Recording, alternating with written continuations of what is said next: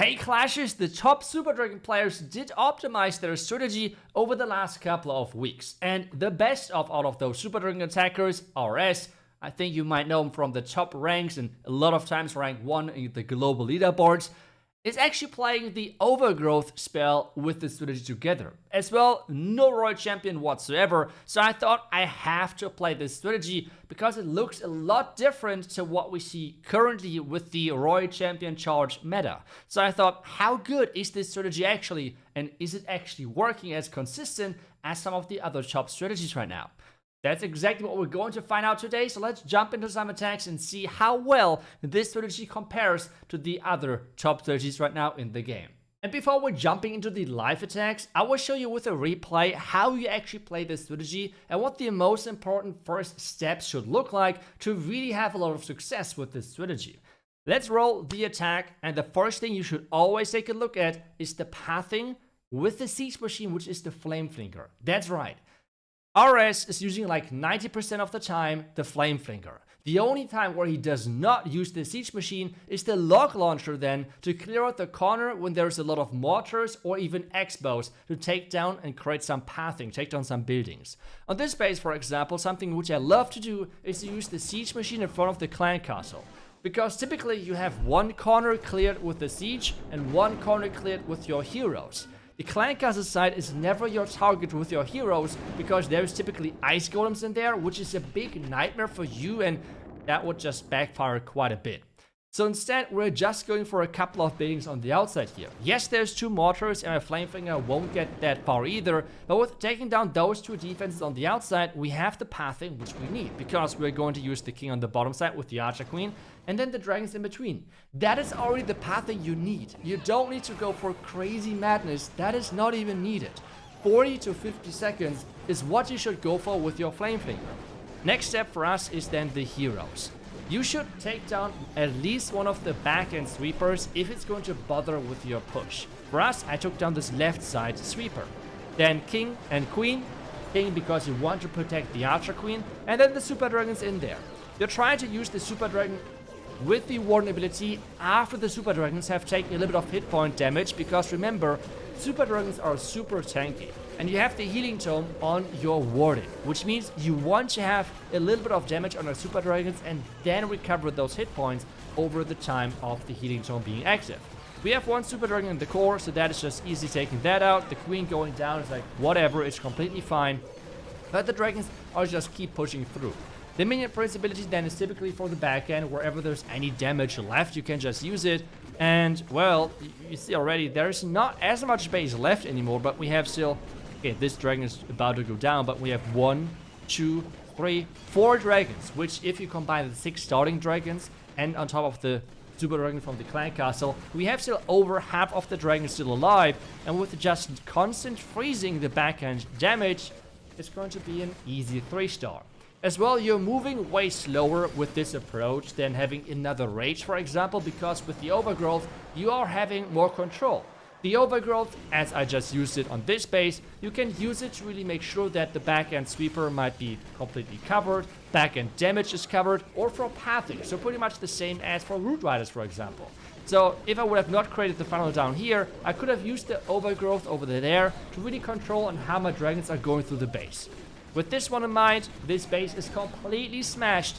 And with this exact approach, we can take down pretty much every base out there. Especially in this ring-based meta, it's super easy and straightforward. The correct siege is the key to success. And that's what we're going to do now. Let's get started. Okay, with those basics in mind, let's dive in and let's have some fun. We have the first base. The first thing, as always, is picking the right corner for the Siege Machine. Something I like to do is to use the Siege on the side of the Clan Castle, because this means I can avoid it with the heroes. So for us, we can use them on the bottom side. I think that's exactly what we're going to do, so let's have one test Barbarian to see if there's any sneaky test on this far left. And if there's not, the Siege Machine right after. So we can take down this, and this defense. I obviously won't wait for everything to fall, as I said earlier, like 40, maybe 50 seconds should be your time where you're starting with the Super Dragons, but it's just going to provide an amazing opening for us when it comes down to funneling. Because with having those defenses down, we can then use King and Queen on this side to really easily push through the base. The next step then is to really figure out how to use the giant arrow. On this one, we could even use the giant arrow to take down both sweepers. Otherwise, we use the overgrowth for one of those sweepers. I think if I go from this bitter hut, I might be able to... I will be greedy. I will go for both. Let's see if I'm going to pull this off. We have now taken care of one defense. The air defense next. And now let's start with the giant arrow. Let's get this right. Like this. Sniper. I'm here. Okay. Now the super dragon. And then the remaining super dragons with like loons and everything. We have the minion prince. The king should hopefully get pushed inside this compartment to really be able to get out of the value. Or actually, I will just use the ability right now. Perfect. We can use the warden ability right now as everything is splitting. That's the main reason why we're using it currently. And I will use the overgrowth now at this top side to really push those super dragons into the middle. That's another thing on how you can utilize this this spell and this army. Let's use the rage at this top side. This is so far looking quite solid. We can use... To be honest, at this point I can just wait. I mean, this base is already done. The only thing is like the air defense on the back end. But I would just not care about it at this moment. We have more super dragons from the far left side. The one going down is like whatever. We have the healing tome. He did his job, so that's all fine. All of the red mines are getting tanked by the minion prince, so we can just use the freeze right here. And let's just use the rage. I mean, I don't know where to use the rage. Otherwise, the rage on the far right side would be kind of wasted, I think. So that's just way better. A dragon in, everything else in, and this base is just gone. It's just... It can be so simple, right? It can be so simple. And I know people will say, like, iTzu, that's all ground expos.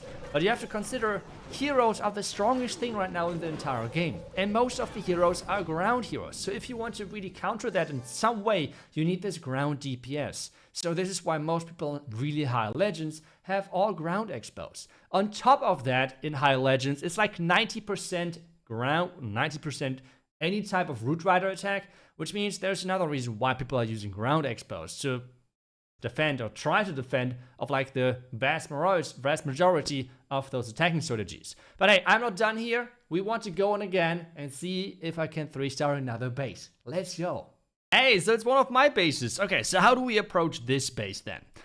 Since we have the bottom side covered by the expos, we can't really go from that side. So instead, we have to go from this far left side.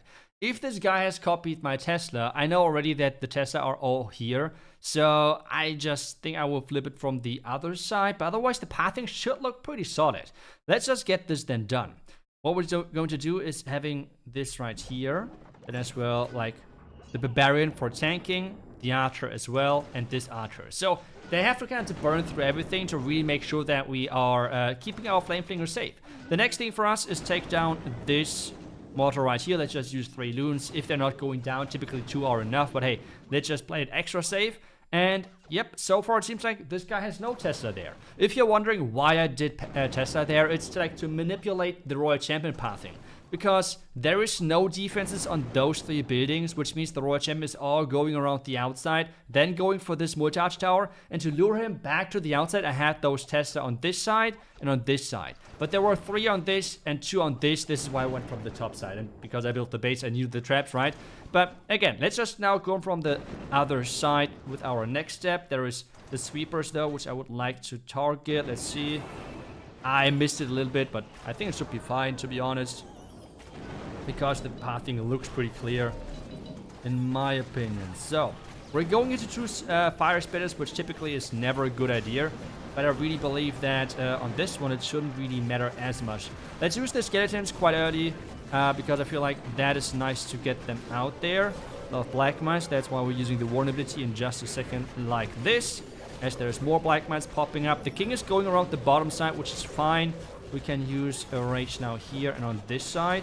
And that's overgrowth this far right side. So those super dragons from the top eventually are getting pushed into the core. King ability, I don't have to use it just yet. Minion prince ability though, when are we going to use that? Going to the outside right now, but that's okay. Let's use the king ability right now. It should take down some of those buildings. Let's use the freeze here. King is taking nicely. The minion prince will come back eventually, as the other things are waking up as well. Archer Queen is stuck on like 1 million walls, but hey, we know that from her. Now the minion prince ability, that is super clutch, freezing everything.